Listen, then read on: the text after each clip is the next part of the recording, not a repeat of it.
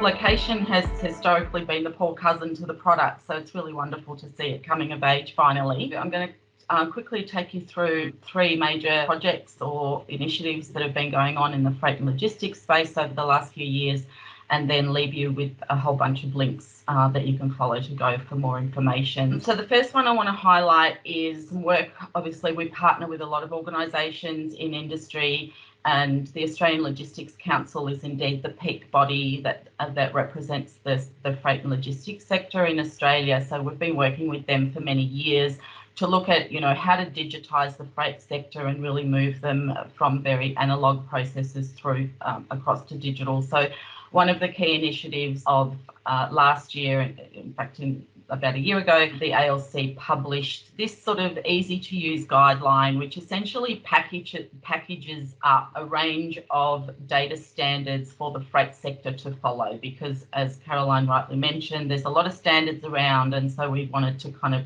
bring them together to make it a bit easier for industry to understand what to do. So basically, the framework here looks at labelling, aggregation of data or data exchange protocols, and of course the location registry. So next slide, please.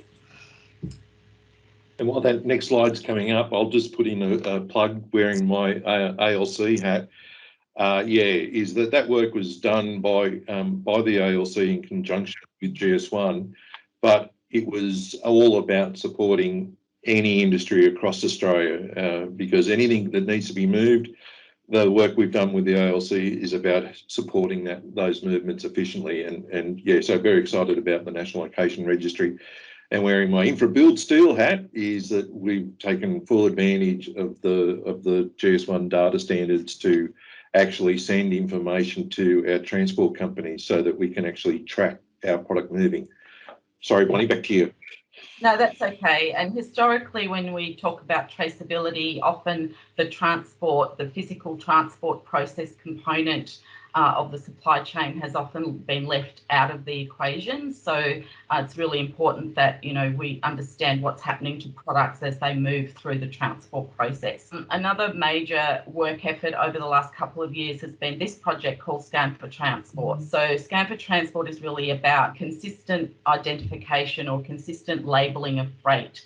So using as freight moves across the transport network, scanning events happen along the way, and typically you'll often find every transport company that touches the freight applies a different label. So this negates the need to do that. So having a consistent label from origin to destination means that each player along the chain can leverage the information in that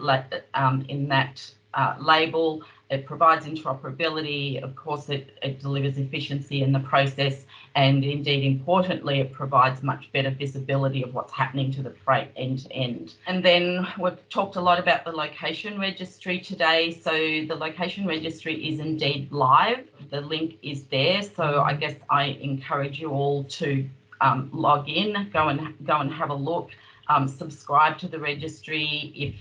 Encourage you to put your location data onto the registry.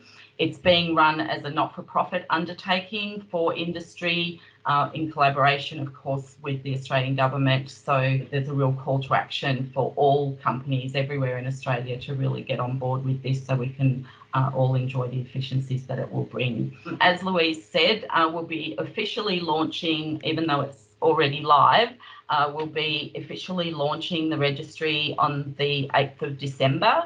I'm hoping these slides will be shared with all of the attendees here today, so you can follow that link and register your interest, and you'll receive an invitation with all the details of how to join us on the 8th of December for the launch. There's also a bit short notice because it's only in a couple of days, but we'll be running a technical session webinar on, for those of you that might be interested in understanding how to connect to the registry in terms of how to either provide data or retrieve data from the registry in a machine-to-machine environment. We've got a technical session available on Thursday, so you can register for that if that's of interest.